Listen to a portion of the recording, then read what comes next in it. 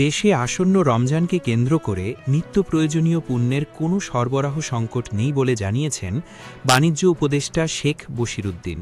বরং তিনি জানিয়েছেন, চলতি বছরে রমজানের জন্য প্রয়োজনীয় পণ্যের আমদানি গত বছরের তুলনায় প্রায় 40% বেশি হয়েছে। এর ফলে এবারের রমজানে বাজারে পণ্যের দাম গত বছরের তুলনায় কম থাকার সম্ভাবনা রয়েছে।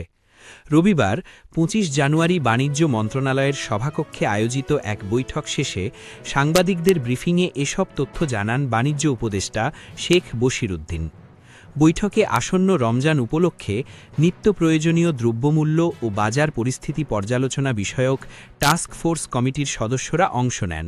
এ সময় বাণিজ্য সচিব মাহবুবুর রহমান সহ মন্ত্রণালয়ের অধীন বিভিন্ন দপ্তরের প্রতিনিধি, ব্যবসায়ী সংগঠনের নেতৃবৃন্দ এবং বেসরকারি খাতের সংশ্লিষ্ট কর্মকর্তারা উপস্থিত ছিলেন।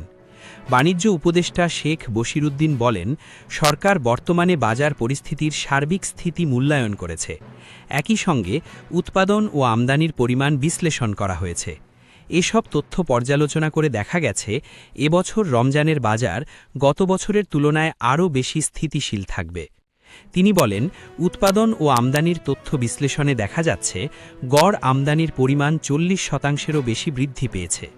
এই অতিরিক্ত সরবরাহের কারণে বাজারে পণ্যের দাম নিম্নমুখী থাকার সম্ভাবনা রয়েছে এবং সামগ্রিকভাবে বাজার স্থিতিশীল থাকবে বলে আশা করা হচ্ছে।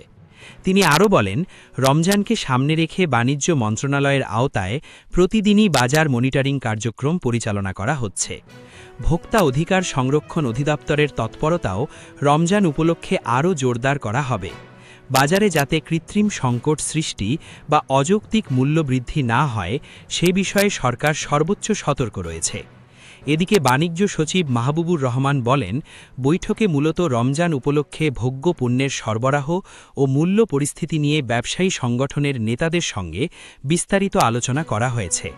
ব্যবসায়ীরা সরকারকে আশ্বস্ত করেছেন যে বাজারে ভোগ্য পণ্যের সরবরাহ স্বাভাবিক রয়েছে এবং মূল্য পরিস্থিতিও নিয়ন্ত্রণে আছে। কোনো পণ্যের দাম গত বছরের তুলনায় কিছুটা কম রয়েছে বলেও তারা জানিয়েছেন। তিনি আরও বলেন, ব্যবসায়ীরা প্রতিশ্রুতি দিয়েছেন যে রমজান মাস জুড়ে সরবরাহ স্বাভাবিক রাখা হবে এবং পণ্যের কোনো ঘাটতি সৃষ্টি হতে দেওয়া হবে না। গত বছরের মতো এবারও ভোক্তারা যেন স্বস্তিদায়ক পরিবেশে রমজান পালন করতে পারেন, সে বিষয়ে সরকার ও ব্যবসায়ী মহল একসঙ্গে কাজ করছে বলে তিনি আশা প্রকাশ করেন।